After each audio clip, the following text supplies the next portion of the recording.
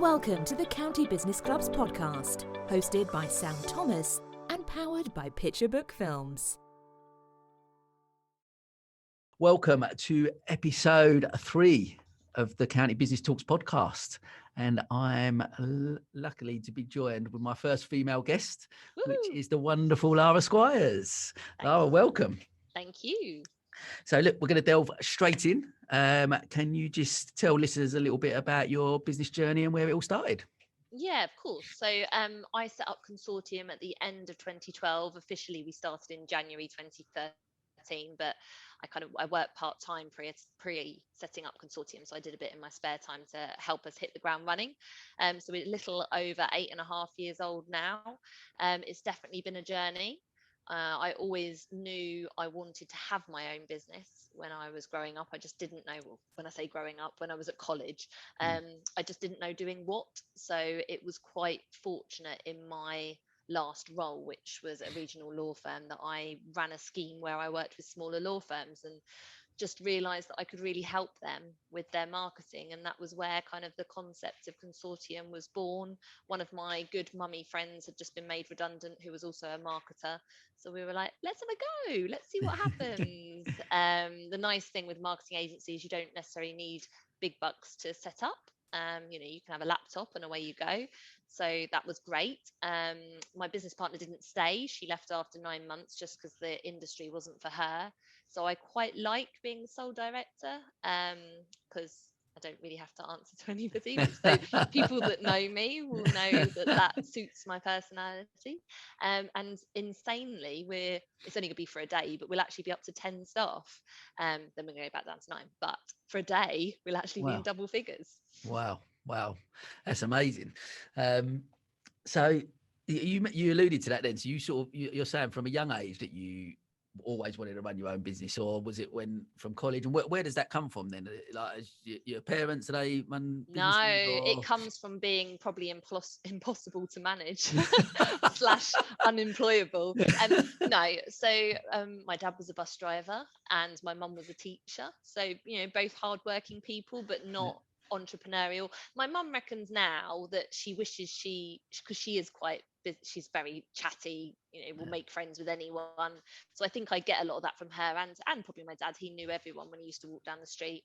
So it didn't really come from them. When I went to college, I didn't know what I wanted to do. I'm not super book smart. I like learning things that have practical application. So I did a business GMBQ at college alongside an accounting A-level. I only stuck with the A-level for 1 year because that wasn't for me.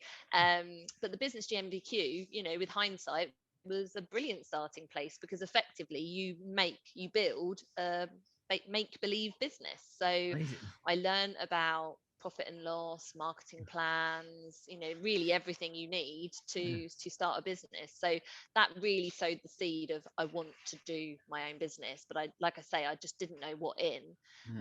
While I was at college, I was a Saturday girl at estate agents. Okay. So when I left college, they offered me a full-time job. You got a company car. I was good at it. Yeah. So that's what I kind of fell into. And to be honest, if it was cheaper to set up an estate agency, that's probably what I would have done. But for an entrepreneur, I'm quite risk adverse. I don't really like spending money. So that wasn't a route I was going to go. A kind of convoluted journey through estate agency, recruitment, law, into marketing. And I think that's where I found my little place, marketing, business development, and running a business, because I do love running a business. I like employing great staff. We've got a phenomenal team at the moment. They're all doing a little dance around the office as I say that. So it's great, and also we always take on youngsters. So we've done the apprenticeships. We've currently got a Kickstarter and an intern, and just helping people develop their careers. I love that. My coach that I'm working with at the moment, she says she doesn't say my purpose. This is my purpose. We've worked out my purpose is to be a positive influence. And I think I love that quite nicely. Yeah. But that's great. And look, hence why I'm so excited about obviously getting you on the podcast, because it is what I'm trying to get out of the podcast is speaking to people about their business journeys and where they started and what what makes them tick, I guess. And I think one thing, as you sort of mentioned, and what is fascinating, is that ultimately you're obviously done marketing, you're a marketeer, you run a marketing firm, but you're a businesswoman and an entrepreneur as much as you are a marketeer. And that's where I think that's where, you're able to then grow a business and expand it and stuff, because there's certain different mindsets from just if you was, I'm a marketeer, but no idea about business. It's You're different. totally right, Sam. There's a lot of brilliant marketers out there that are freelance and it's just them, and they'll probably never have a business because they're not business people. And that's okay. They're great at marketing. I love doing the marketing, but I'm probably better at doing the business, running the business and all of that side of it, which is why I employ great people that are also great marketers so that they can get on and do the work. You don't get to be a chartered marketer without knowing what you're doing. But I'm too much about the big picture and the exciting stuff to be the person sat behind the desk doing the work. So it's a nice balance now. But like you say, quite oftentimes the people that are the technicians run the business, and because they're a technician, they don't know how to run a business. They're not a salesperson, they're not a HR person, all these different hats that you have to wear as a business owner. Yeah, you know what? I had a podcast recently, and I was talking exactly that you say as an entrepreneur, as a business owner, you sit at the top. You don't necessarily do all of the jobs, but you know about all of the jobs. You've had to do all of them at some point, and like you say, you spin a lot of plates, you wear a lot of hats, and it's part of being that business owner, I guess. Yeah, absolutely. And my business coach has actually been quite surprised about how much I've done. So we have just started working with a HR partner to deal with that side of it. Yeah. But she was talking to me about having someone to do my bookkeeping. I was like, no, I do it myself. Yeah. And when we looked into it, I do it quite quickly. And also, I don't want to let go of that. And I think that's another really important attribute as a business owner. You need to understand the numbers. Yeah. You need to know, what does a profit look like? What do you need to charge to make profit? And it's insane how many businesses there are, I mean, particularly in the sector we specialize in, that don't know that information.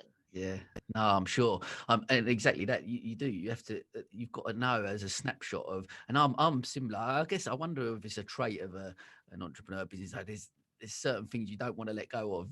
Not that we're we're control freaks. We are. I think Listen, entrepreneurs are controlling. Yeah, definitely. You've got to be, because as much as I'd like to people I've worked with or employed or whatever, I don't like to think that I micromanage. I'm certainly not that way. And I think, like you've alluded to, you employ great people to do a great job, and you can trust them to do that, but you still keep an eye on everything that goes on and around, because it's your business and you want to keep an eye on everything.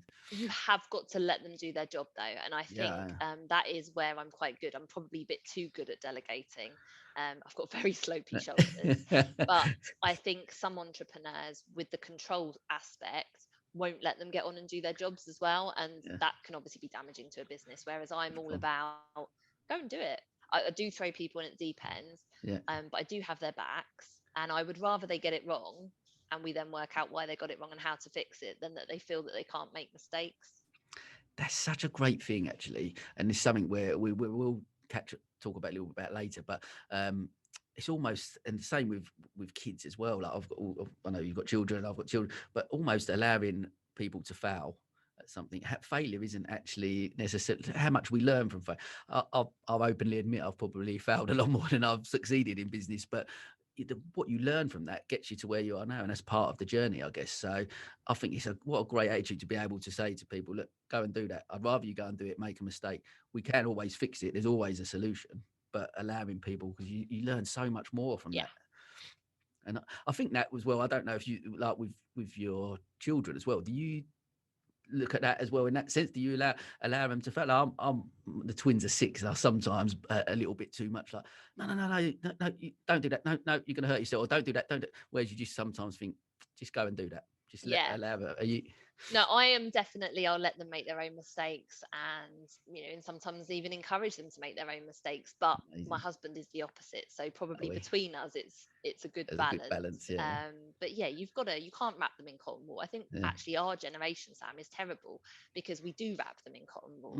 There's so many helicopter parents, watching everything they're doing and getting involved, and you've just got to let them let them be, Yeah. be there if they need you. But actually, I mean, obviously mine are a bit older than yours, being Yeah. 13 and 11, but I'm here if they need me, but otherwise they can crack on. I'll tell them what I think they should do, but they can make their own decisions. Perfect example is my 13-year-old daughter wanted nail extensions, and you're not meant to have them at 13. I've told her the downside of it, but she still wanted them, so she's got them. And when Brilliant. they come off and her nails are completely ruined, that will be her own problem. Brilliant. I love that. I love that. It is. I think it is. It's that thing, like you said. It's allowing them to make their own mistakes, to learn from them, and then go on. And I think, yeah, that's Exactly. and it's built. But by doing that, I think, and this is a word that I'm going to probably use quite a bit today. But resilience. By doing that, we build resilience in them, don't we? 'Cause Yeah. that's my I think, fear. yeah, there was a post on LinkedIn not long ago about sports days and how a lot of the schools now give every child a medal. I mean, what's that about? So, because personally, if you don't come first, my husband jokes that second is first loser. Yeah. Um, because otherwise we're building a generation of snowflakes, that Yeah. people that can't take failure, can't take loss, think they need a clap for participating. Yeah. And life's not like that. So No. I'm a big believer in, you get rewarded if you do well. Yeah. Um, I love that. Yeah, because it is. Look, the world is. I was a massive sports person growing up. Played football, all types of sports, and it was, there was winning and losing, and that was it. But it's less of that now. Like you said, we almost try and put them in common. It's okay to not to win. It's okay to fail. Learn from that and go back and work harder, because you've got to work harder to win, and yeah, that's what life's like, isn't it? It's a competitive absolutely. world out there, I think so. But this leads us quite nicely, actually, talking about like sort of resilience and stuff like that, because we're going to talk about, you mentioned about the staff, nearly 10 of you for the day or whatever, but the growth over the last year or so has been amazing. But I wanted to go back to 23rd of March last year, start of obviously the pandemic. We're friends on social media. I know you shared a post back then saying about it was that you had one of the worst days really in business, and you lost a lot of clients. So can you Yeah, just, I mean, talk yeah. to me about the start of that and how that. The team and my husband say that I overshare on social media, but I am a firm believer in that you should put the bad stuff as well as the good stuff, because otherwise it's not a true reflection of the world. Yeah. And it was horrible in March last year. We probably overnight lost 75% of our business, and there was just nothing we Wow. could do about it, because and the frustration is the clients didn't need to go, because actually they were relatively protected because they were law firms or accountancy firms. They didn't really lose their business, but of course Yeah. their priority was remote working and being able to continue in business. So it was a pretty pants time. But you just, get your head down, you do what you can do. Half the team were furloughed. It was just three of us that stayed going through probably for 6 months. We had some great clients that stayed with us, who are still clients now, and several of them that turned off turned back on. We did win a couple of clients in lockdown, but I kind of made the decision that I just wanted to help other people. So we did a lot of free stuff, ran loads of free seminars, webinars about how to network online, for example, Yeah. how to use LinkedIn. So I got involved in a lot of law societies and did some of that. We actually did some free work for a couple of people.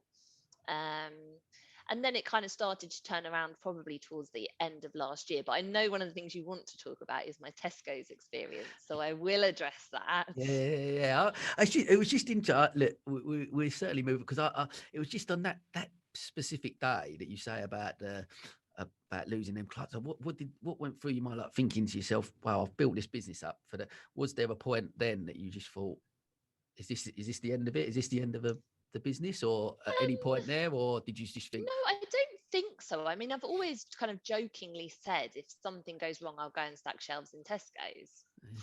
Ironic. But I probably am very resilient.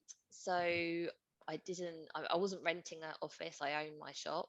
Okay. Shop/office, so that wasn't a problem. The furlough scheme obviously was great to be able to keep people on that, but even without that we would have had to let people go, but that wouldn't Yeah. have impacted the business. Yeah.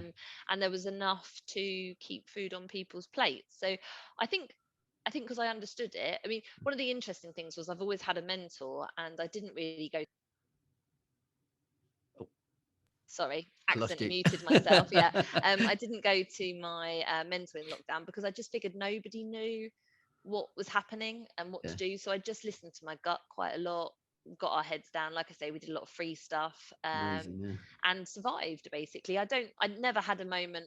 We didn't have a moment when we weren't making any money. We yeah, were still making some money, brilliant. just Yeah, yeah, yeah, obviously significantly less. yeah, yeah, yeah, But we were still moving forwards. And I don't think I ever had a moment of, oh, I'm going to have to get a job, because I wouldn't have been able to for a yeah, start, yeah, yeah. because marketing departments were being made redundant. So Yeah, of course. Yeah, yeah. it's, yeah, we just kept one foot in front of the other, really. Mate, okay. And then, so yeah, like, as you then mentioned, so talk to me about Tesco's. Tesco. Yeah, like I'm just fascinated. Like I said, I think I'll share something with you that I actually haven't shared with anyone as well at this point. But that you talk about, that obviously the Tesco. What?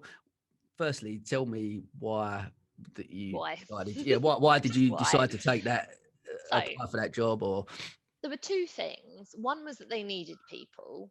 yeah, And I am quite, oh, there's a need, I'll go and fill that. yeah, So I knew they needed people. And the second thing is I hate not having money, which is why I don't tend to spend money, because I yeah, like having like a little pot, my emergency fund. So yeah, I thought, well, I'll just go and do that. I can do that. I'm not very busy because we'd obviously lost a lot of the work. yeah. Um, so that was my thought process. So Okay. I went and applied for a job at Tesco's. They gave me a job. I did my training shift, because I think you thought I didn't actually start, but I did Yeah. actually start. Well, So I okay. went and Okay. did my training shift. They wanted to put me on the tills. So I did, I think I did 2 shifts. Okay. But I get health anxiety, and because it was quite early days, and I don't think there was mask wearing then. There Yeah. were Sure. no Tesco's were actually quite bad at putting the social distancing stuff in place. So there weren't screens. You were wearing blue plastic gloves, but there wasn't really much hand sanitizer and stuff like that. And Yeah. this one woman came in and she massively kicked off about how bad it was, and how bad it was for us as staff, Yeah. and that Tesco shouldn't be allowed to treat their staff like that, etc., etc., etc. And I went home that night and I was knackered as well, because I was doing like a 4 p.m. till 10 p.m. shift after I'd worked. Wow. Okay. Um, and I was like, oh, I've probably jumped the gun a bit with this. I don't really need to do it right now. So I walked away from it. Okay. But it was, I tell you, one of the things that was, because obviously I put that post out there because I knew some people might see me, because it was Yeah. my Yeah. local Tesco. That's what I remember seeing. That you saying, oh, to avoid the embarrassment, I'm going to just tell Yeah, you in case you bump into it. yeah, this Which this is is yeah. what I'm Yeah. Yeah. doing. Yeah. Yeah. And ironically, one of my clients did come into Tesco's, and we did have that awkward Yeah. moment of, hi, how are you? But it was okay. I've got a whole new level of respect for people that are on the tills. It is Yeah. not Sure. an easy job. It No, I'm is sure. very monotonous and boring. So Yeah. if you when you next go to the shops, have a chat with them, because they're bored. Yeah. Sure. So Sure. yeah, Sure. I just feel, look, for me, firstly, thank you for being so honest, but also brave to actually share that even at that time. Because I'll be completely honest. You know about the business I run. I hadn't launched county business clubs at the time. You know, I was running SBT, which is a magazine that people, like you said, marketing was the last thing. So trying to sell advertising in a magazine was probably a difficult thing. And then obviously Fernballs completely stopped. So on a personal level, from an income point up, we was like, there's not anything there really. So you go, and I've always said to myself, you know, I'm never afraid of work. I've got a strong work ethic. I go, and I actually applied for a job. This is you're the first person I've actually told outside the valley. So who's doing it? But I applied on like what do you call it? Like a conveyor belt thing, like a construction, that type of. And I was like, I applied for this position thinking, I don't think I actually got it. I didn't get it, no. But anyway, I just at that time I applied for something, just thinking I've got to get out and earn some money. yeah. Similar to you, like I've always promised myself, if I've got children, I've got to put food on the table. It was not at that stage, thankfully, but I was there thinking, right, I need Yeah. to get out and earn money. I So think it's because we're doers, you know, yeah, we are hard workers, and we're not afraid. And there's nothing worse than people complaining and not doing anything about it. Like, yeah, I yeah, didn't want to be in a situation of being like, oh, I've got no money, yeah, when yeah, I could have gone and got, because there was loads of that yeah, in yeah, March, sure, April sure, last sure. year. And I was like, go and get a job. There's plenty out there. Yeah, yeah, And equally, one of the other things, just to share, Yeah. that really annoyed me during the early part of the pandemic was people saying how great things were. Because how much have you missed the mark to be doing that when Yeah. people were losing their livelihoods? Yeah. And also, quite frankly, I don't think anyone believed them, because nobody was really having a great time apart from people that sold PPE. Yeah. So Well, I think you've got to be, it definitely, I'm not great at empathy. yeah. I know I struggle with it, and I'm quite open about the fact that I find it difficult to be empathic.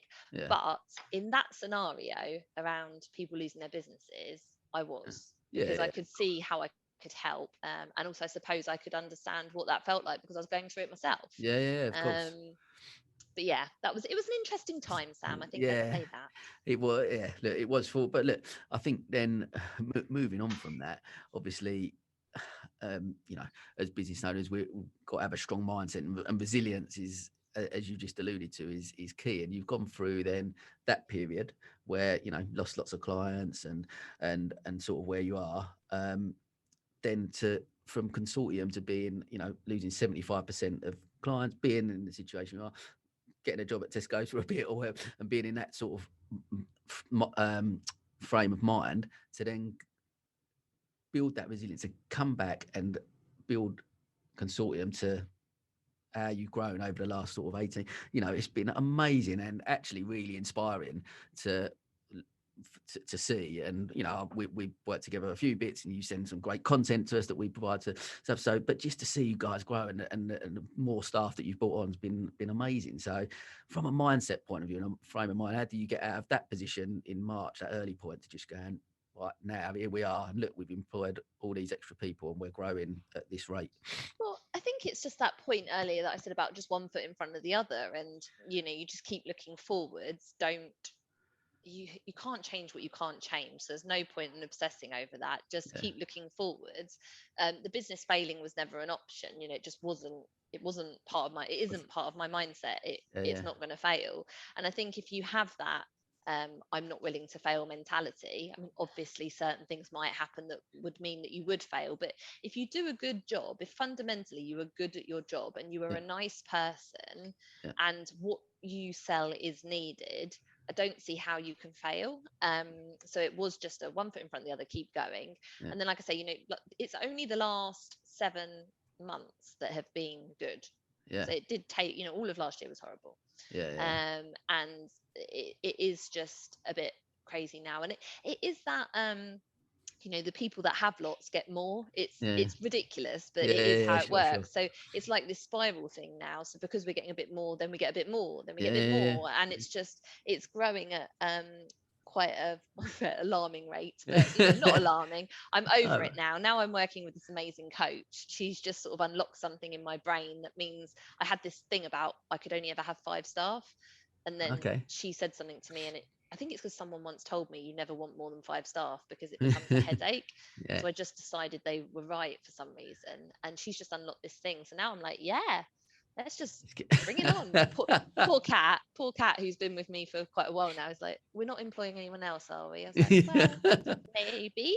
Well, I've just Never say spoke to never. someone else, and yeah, that's incredible. But like I say, it's been one of the stories like I say, for me over the pandemic, that, like I said, we've known each other for a while anyway, over the years. But it's been amazing to see. And like I said, I think your bravery, open and honesty to people, like you said, sharing the good and the bad, because so many people don't share that. So many people, look, we network a fair bit, it's fair to say, probably. So we're out and about network. How many times have we been there where things are not great, but you go, I was thinking, yeah, great business is, yes, absolutely smashing. I mean, brilliant. Yes, so busy. Whereas during the pandemic, we weren't able to do that because then no one was really doing that great. So No, but some people were still doing it, which I is know, what I and mean was insane. I Because can't understand. Yeah. I think, a couple of in our mission statement, 2 of our values are honesty and integrity, alongside fun and creativity. Yeah. But, honesty and integrity are actually so important to what we do. And I think actually that in the last 16, 18 months, what's done us a favor is we've remained true to that. Yeah. What you see is what you get. Some people won't like who we are and what we represent, because I'm also quite honest about my opinions on certain things. Yeah. But it's a case of I just think you should stay true to who you are. Yeah. So that's what we did. That's what we put out there. Well, Yeah. and that's look, and hence, I guess why things are going so well, which is great.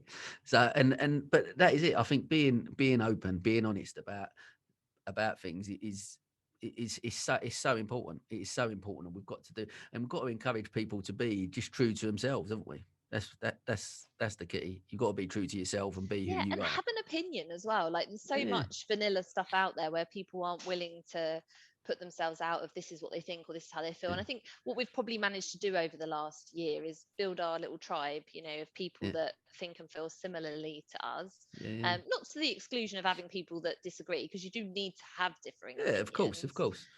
But we're very clear about we only work with people that we like, Yeah, because life's too short yeah, and yeah. we want to work with nice people. Yeah, and I guess back to even people you employ, people you work with, that whole ethos is just it's creating an Yeah. environment where you want to work, where people you employ want to work, and Yeah. where clients then want to be as well and want to be part of. I guess that's part of the journey and creating that culture, and which again leads me on nicely to the next. We're timing this quite well actually. The I'm conversation. setting you up, Sam. Yeah, you're setting me up very good. It's not your first rodeo. But so again, culture is something that, I actually find fascinating. Culture within a company, how they do. I've been from running the hair salon in another lifetime, it seems, but trying to create something I actually struggled with and found really difficult, being a non-hairdresser within a hairdressing environment, but trying to create a culture where people wanted to be really difficult to manage staff and stuff like that. But talk to me a bit about obviously the culture within Consortium. There's only women that part of the team. Is that sort of a conscious decision? Is that something that It's not will? allowed to be a conscious decision, Sam. I know, I'd be done I for know, unfair but recruitment or whatever the thing is. yeah, But yeah, yeah, of I get course, what you mean. yeah, I think so no, it's not intentional. We have tried to have men, yeah, and we have had in the past. yeah, yeah, I think one of the founding principles of the business was about providing somewhere where people can have a proper job, like a career, yeah. but be part-time slash flexible. Okay, And okay, for women, as you'll know from Kelly, yeah, that's so difficult. yeah, yeah, So many businesses are stuck in the past and yeah, think you have to be full time to be a valuable member of the team, yeah, um, which is wrong. yeah, yeah, So for me, it was a massive part of the business was to provide flexibility. So almost all of my roles that I've had vacancies in my team that I've got are yeah. flexible workers. I have one full time member of staff. The rest are Wow, part time. brilliant. Okay, I mean, to varying levels, one's yeah, pretty much full time, but at the same time, if she said to me, "Oh, I need to flex my hours, or can I go to my son's play, or can I go to yeah, sports day?" All of that stuff, they don't even really need to ask. They just need to yeah, say, "This is what I'm doing. This is when I'm going to make up the time." In lockdown was a perfect example of that because Kat, for example, kids are younger than mine, so she needed to do the homeschooling. yeah, So yeah. she just worked 6 a.m. till 9 a.m. in the morning and then did sort of 5 till 7 in the evening. It's fine. Wow, She got the work yeah, done. Where's yeah, the problem? But so many businesses are inflexible in that. So, it's I want to get better at being a better sort of benefits and payer. Because yeah, again, coming back to the money thing, I'm not the best payer. I yeah, pay, but I'm yeah, sure there's companies out there that pay loads more. yeah, But like I alluded to earlier, 100% have everyone's back. I yeah, want them to develop. So all of the team that are qualified marketers have their memberships paid for, supported, all training supported. And if they need time off or to work flexibly, they can. So summer holidays, for example, one of the team's going to tweak her hours. Well, actually, probably all of them will end up tweaking their yeah, hours. Which is fine. And I think we've just got a massive amount of respect for each other, and that with very flat structure. So yes, I'm the MD, but they can tell me what to do if they want, and they quite often do. And I just want to have that. That's a really important part of the culture for me, and also for them knowing that if a client has a problem or they fall out with a client, that I have got their back. They don't have to worry. I don't ever yeah, want sure, want any of them to worry about that. yeah. So we've just got a really supportive culture, I think. And that's not because it's all women. So it's not Yeah, because it's all women. Okay. It happens by accident, Yeah, the yeah, fact that we're all women. Now we are all women. It's probably going to be quite difficult to change that, because yeah. it will take quite a man to Yeah. be comfortable potentially with I'm that. in. When can I start? Yeah, exactly. Yeah, there's this joking apart. There are a couple that would like to come and work with us, one of whom is a mutual friend of ours. But so it would need to be a certain personality type, because also, unfortunately, there are still some men that don't want a female boss. That's crazy, isn't So it? it is. Crazy. Marketing is heavily female as well, so we're also Yeah. skewed in the sense that the pool is mainly Yeah. women. But it's interesting that you say so. Almost from the start, really, of employing people, you've like this flexible working that we all think so now revolutionary that's happened over the last 18 months is something that you've had in your Always done. always from the Always done start. it. Yeah, it's So, just, I think my previous employer were great in many ways, but the flexibility stuff, they just weren't. yeah. And that's the thing with professional services. They weren't geared up to work remotely. There's a massive amount of distrust a lot of the time in the professional services. They don't trust the staff to do the work. Yeah. And my husband will always say I'm too trusting, but I will trust people until they give me a reason not to. That's And a I do great think way to that's a look at better things. way. Yeah. Yeah, I think a few people say that I live in a bubble. Maybe I do, but I'm quite happy in my bubble. But well, it Please don't sounds like a cop nice, it. it's a, it's a nice bubble to be in. That's it. But I think it's so much again about the what we was talking about earlier with kids and stuff. But with staff, it is about that trust element, isn't it? I trust you to do what people don't necessarily have that archaic way of thinking. You have to be in the office from 9 until 5 and sit in front of me so I know that you're doing some work. Yeah. If surely if you've got 10 clients that you look after and you speak to that client at 8 o'clock in the morning or 7 o'clock at night and you're not in the office and you're away from 2 till 4, does that really matter if they're dealing with the No. problems, if they're I doing think what they that's the need to do? key thing. I mean, I think it is. I am quite black and white though. If I trust you and you let me down, it's done. Like you don't get Okay. a second chance. Oh really? Okay. Yeah. Not to. You can do stuff wrong. Yeah, Obviously, yeah, of we all course. learn. Yeah, as we But just said. if you deliberately were to let me down, Yeah. that I'm done. And because I will. It's a bit like with friendships. I'll walk over hot coals for my friends, but if they won't do the same for me, I can't be bothered. Yeah, sure. So I've got quite high expectations at the same Stations. time. So I'm not going to paint too rosy a picture, because whilst it is, I think it's amazing at Consortium. They do need to. I will give them everything they need to do their jobs, but they do still then need to do their jobs, because otherwise they'll have quite a grumpy Lara.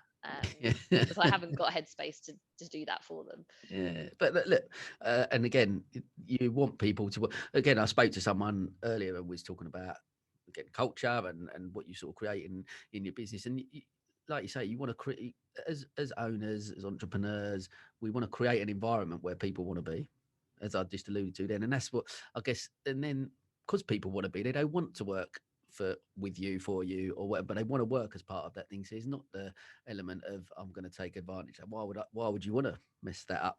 Yeah. You're part of I something. think, like Kat says to me, I sometimes have unrealistic expectations, because I'd like everyone that comes to work here, if I like them and want them to stay forever. She's like, that's not really realistic, Lara. And I don't really agree. I don't understand why it's not realistic, because why would you not stay if you're happy and you're being looked after? So that I do struggle with that, because I'm like, why would you want to leave? Yeah, but we'll see. We're going to have this team of 9, and who knows, they might still all be here in 10 years. Amazing.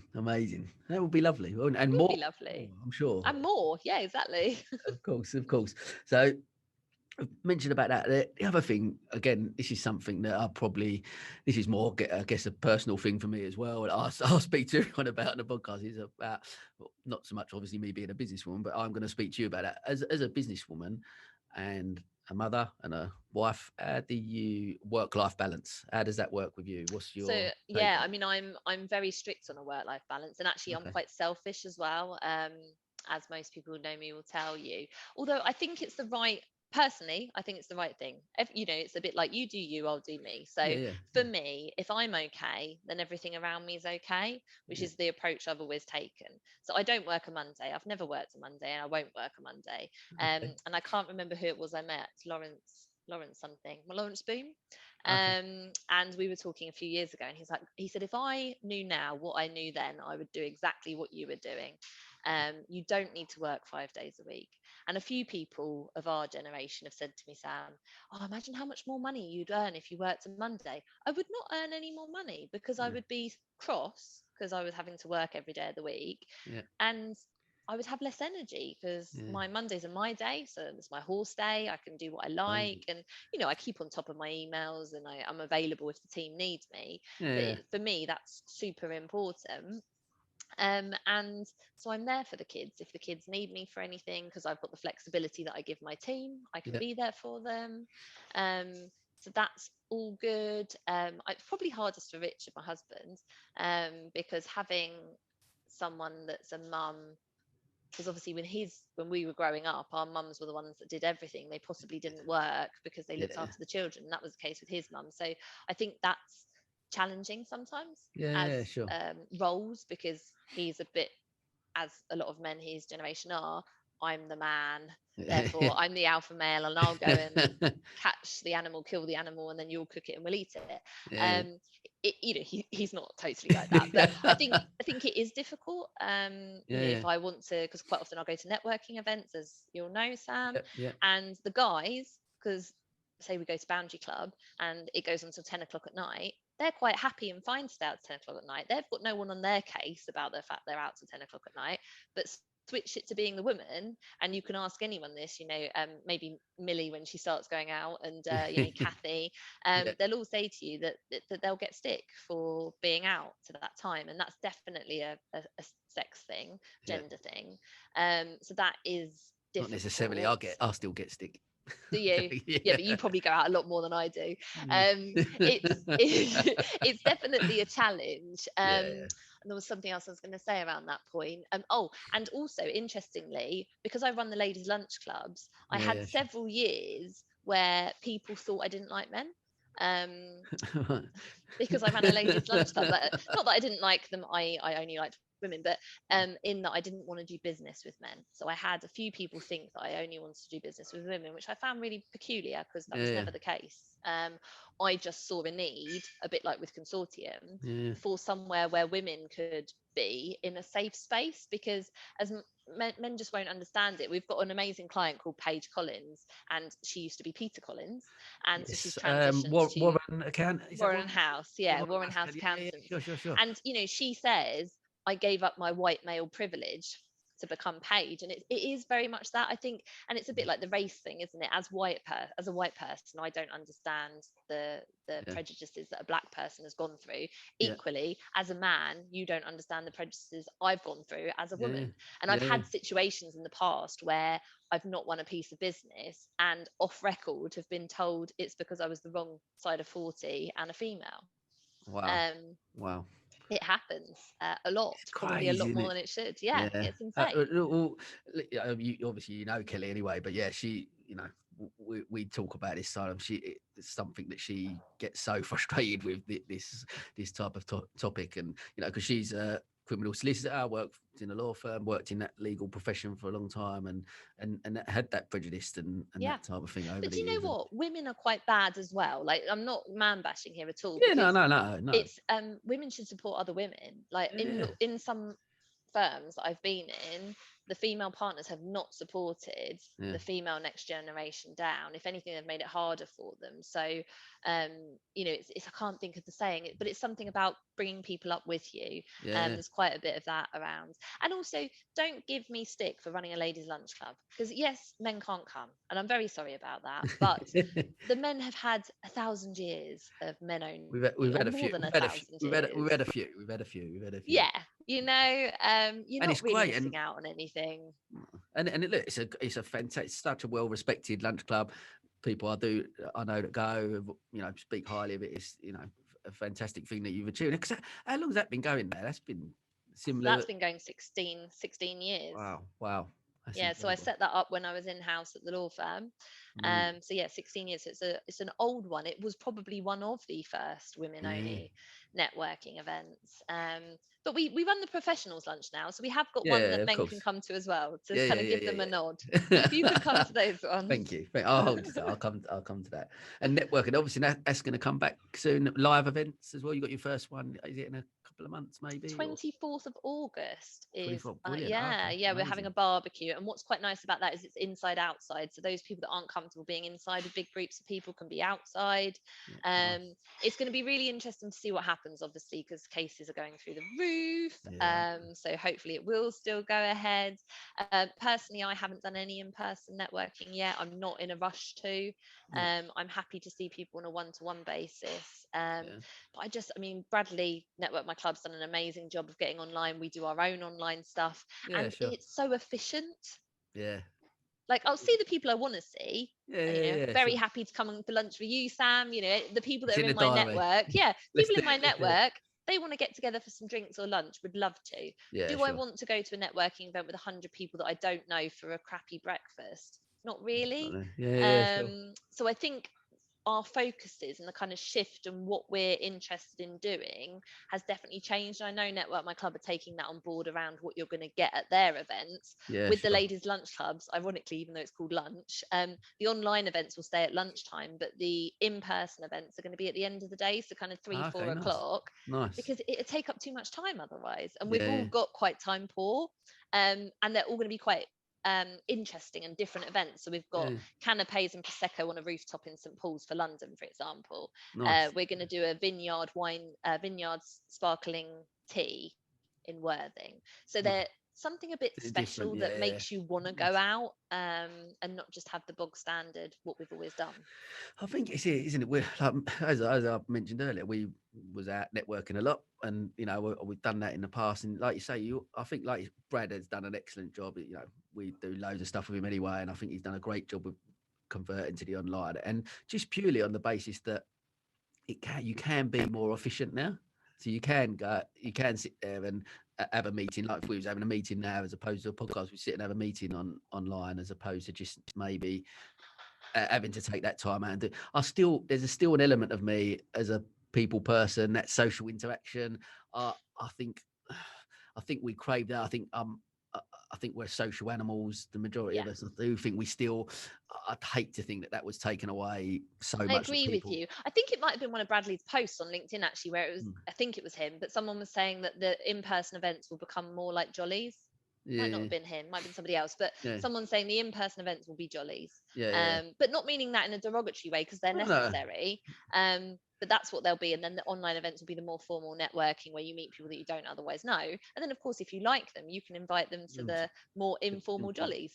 Because they are like, how many relationships have you built at the cricket club, sitting there till 5, 6 in the afternoon in a sunny day, having a few drinks? Like, we were having exactly that conversation in the office earlier about when is Boundary Club coming back, because that is the one thing you can't replicate online, is that 4 or 5 hours having a couple of drinks, getting to know somebody. Yeah, and that's where for me that solid relationships are built really on that basis. Of course, it's great to do this and as an introduction, and you meet someone online, and it's great. Well, look, like what you do. Well, let's have another meeting, and then you catch up, and then all of a sudden, like you say, but sitting around at a lunch, going for drinks and canapes, but standing in that social environment, having a few drinks and just building relationships is key, I think, for business. Most of mine have been built in that way, I guess. And I think as well, if you were sitting in a team, like if you had a team in your office, Sam, I think you might feel less bothered about doing the in-person networking. Yeah, sure.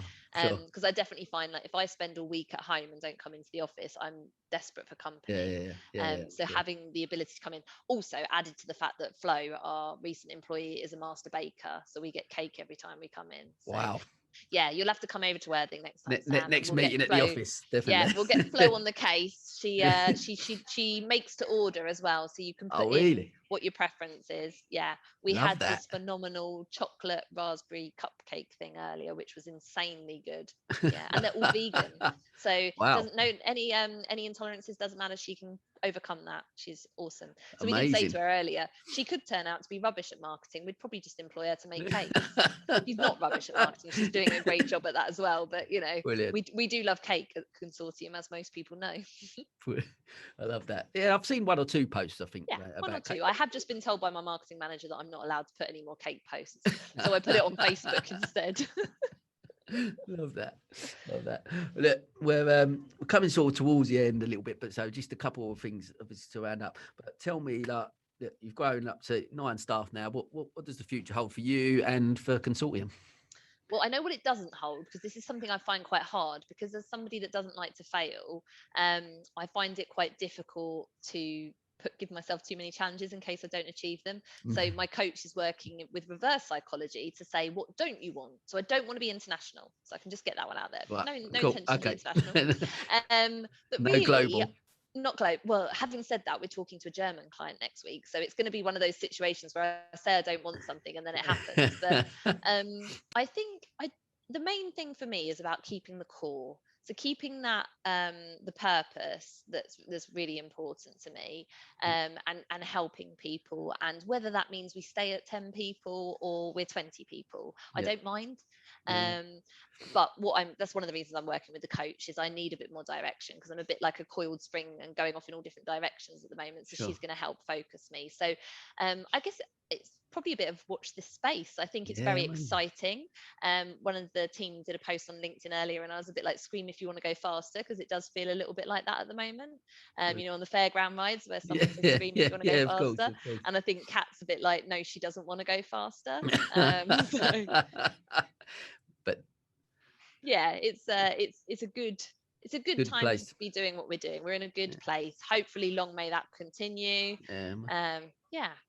Amazing. Like I say, it really has been a real inspiration, because it has been inspiring to watch that journey. Like I said, from your open bravery, honesty with posts early on in lockdown, and like you said, sharing the good with the bad, which I think so many of us should be more open to do, including myself as well. You know, and I think it's important to share those elements. But to see the growth over this last year has been incredible, and I'll obviously wish you every continued success, because it's great. It's great to watch. So.